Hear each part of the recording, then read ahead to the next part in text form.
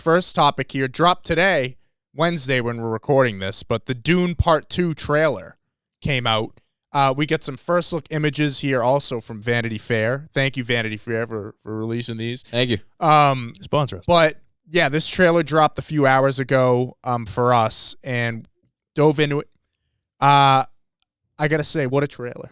What a trailer. I'm pumped for this movie. It looked great. I mean, it's obviously a continuation of the first film that came out in 2021, I believe. Denis Villeneuve, he wanted to shoot it back-to-back. Studio wouldn't let him. Who? Denis Villeneuve. What? Okay. How do you pronounce it? It's French. Oh, okay. Fair enough. That's fine. And he wanted to shoot it back-to-back. Studio didn't want to put that much money into it yet, but here we are. We got the sequel. It looks great. It's shot all in IMAX. The whole movie is in IMAX, which is going to be exciting. Visuals are on point. Performances are on point. We got our first look at Florence Pugh as the princess. We got our first look at Austin Butler as Fade Routha. I'm very excited about that. But Matt, what'd you think of this? Well, RJ, a lot of people, because Dune 1, I feel like had a lot of expectations, big cast, big budget, all that. I really enjoyed Dune 1. Yeah. And I had a great day seeing it. It's another story for another time. What I did before that. No, but it was Dune 1. I really liked Dune 1, and it was a little slow, but I liked that because I thought the universe was cool. Yeah. I like seeing all the different houses, and I like the development of the characters. And it feels like just from this trailer, which was, like you said, was a really good trailer, I thought. It seems like we're gonna get more action. Yeah. This movie. Oh, 100%. Which is exciting, and it looks like we're gonna get that. Because Zendaya really wasn't in the first one very much. Yep. Seems like really she's gonna be a co-lead with Chalamet, and seems like he's really gonna be taking that next step into the leader he needs to be. Yes. I mean, you're introducing Florence Pugh, Austin Butler, Christopher Walken's gonna be in the movie. We haven't seen him yet, but he is in it. Yep. I mean, this has all the makings of a modern day epic. Yes. I feel like nowadays I don't know, we've lost the big epic, trilogy or franchise, however you want to call it. I feel like when we were growing up, those were all over the place. Yeah. If this movie hits, I mean, they have I don't know, are they making a third, do you know? Or? He wants to. Okay. He wants to adapt the second book, too. So, dude, hopefully if this does well and they do a trilogy, I mean, this could be 20 years from now. It's the Dune trilogy. Amen. You know what I mean? And it looks these still shots look stunning. Yeah. Brilliant. Mm-hmm. So I'm excited. I'm a big Dune guy. I like also just saying Dune. Yeah. So I'm going to Dune. I mean, to your point about the first movie definitely was a slow burn. I like and slow. For people who haven't read the books, the first movie was only the first half of that book. Okay. So this is very much, Denis said it in an interview the other day, he doesn't look at these movies as two, a sequel. This is one movie that he split into two. So that's kind of way you're going to look at, he said, this movie's going to get right into where we left off. Yeah. There's not going to be a time jump. We're getting right into it. Good. Nick, I think you enjoyed the first Dune, right? You had some slight issues with it, right? It's definitely, I mean, it's a painting. The whole movie. Oh, yeah. It's absolutely stunning. Yep.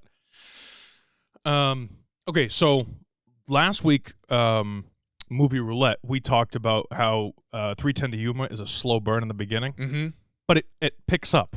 And this is kind of my concern.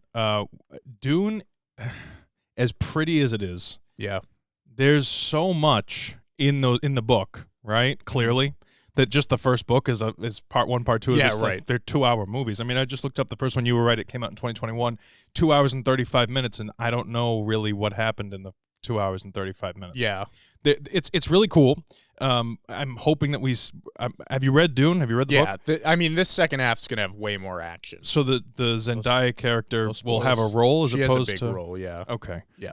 Because I know we were introduced to her. And then the other characters like Florence Pugh and Austin Butler's character is going to be the main villain. Yeah. So he seemed a little upset, Austin Butler. Yeah, someone pissed in his oatmeal. Yeah, I like his makeup though. He looks good. Right. Hopefully he doesn't do the Elvis voice. Like I said, I watched Dune Part 1. It's not, to me at least in my head, it's not the most memorable film. Besides the fact that I remember that it looked really nice. It looked incredible. Would I pay to go to IMAX to see Dune Part 2? Maybe not. Okay. I mean, I saw the first one on HBO Max because they dropped everything that way. So I know that I understand it's a different experience, but at $35 a head to go see it, 100%. I'd rather see Oppenheimer. Fair. You know what I mean? But no, I'm not knocking it. I think it'd be. I'm sure it's good. Go see it if you like Dune. Go see it. I'll be there, but I think you might, you know. I think it's one of those things. Just to wrap up what I'm saying, I think it's one of those things where if you haven't read the book first, then you don't know what you're getting yourself into, and you could probably be a little discouraged. Right. So I feel like if you see this next part and you really like it, I feel like you'll like the first one more.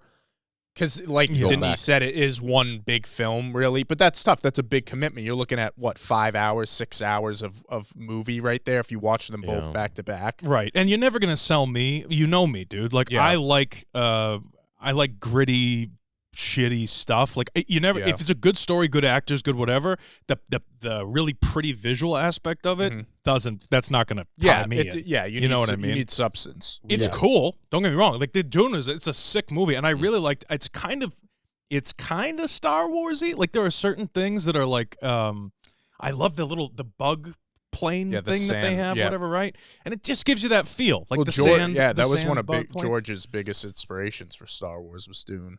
Yeah, well, and I'm thinking like the speeders and all the little things that you have, right? Planet of Sand. Yeah, exactly. So like, it's definitely in the realm of something that I would enjoy. I just felt like for 3 hours to sit there and just like, okay, it's a little guy in the desert walking around. I actually did when I saw it the first time. I fell asleep during the. You were in LA, right? But I went at a 10:45 p.m. screening. That's late.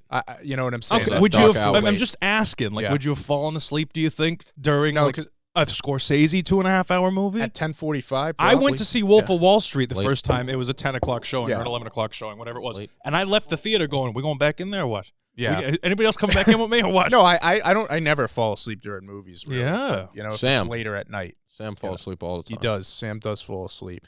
But but to your point, Matt, about them possibly making this a trilogy, I've read the second book. Then they get really weird. Okay. So I feel like if they just do the trilogy, it's a great move. It's kind of Paul's story runs through that. It gets very dark. Oh. Yeah, so it takes it. What I like about it is it doesn't fall into the tropey, like, this guy's the hero, he's good at everything. Like, Paul becomes a very, like, controversial character. Which one is Paul?